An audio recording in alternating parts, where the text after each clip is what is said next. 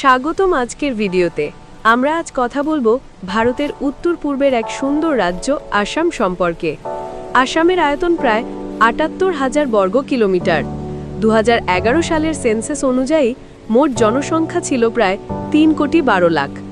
আজকের আলোচনায় আমরা দেখব ২০১১ সালে আসামে মুসলিম জনসংখ্যা কত ছিল আর বর্তমানে আনুমানিক কত হয়েছে।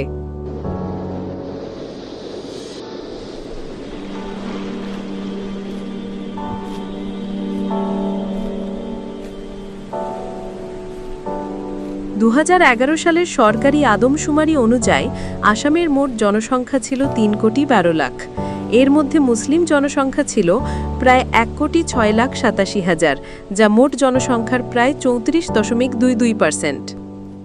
সরকারি পরবর্তী সেন্সাস এখনও প্রকাশ হয়নি, তবে ২০২৪-২৫ সালের আনুমানিক হিসাবে আসামের মুসলিম জনসংখ্যা এখন মোট জনসংখ্যার প্রায় ৪০%-এ পৌঁছেছে। বর্তমান মোট জনসংখ্যা আনুমানিক ৩,৬৩,০০,০০০। তার মানে মুসলিম জনসংখ্যা হতে পারে প্রায় ১,৪৫,০০,০০০। এই ছিল আসামের মুসলিম জনসংখ্যার বর্তমান চিত্র। ২০১১ সালে ছিল প্রায় ৩৫%, আর বর্তমানে আনুমানিক ৪০%। আপনারা কি মনে করেন, ভবিষ্যতে আসামের জনসংখ্যার ভারসাম্যে বড় পরিবর্তন আসবে? কমেন্টে জানাতে ভুলবেন না। ভিডিওটি ভালো লাগলে লাইক ও সাবস্ক্রাইব করুন। দেখা হবে পরের ভিডিওতে।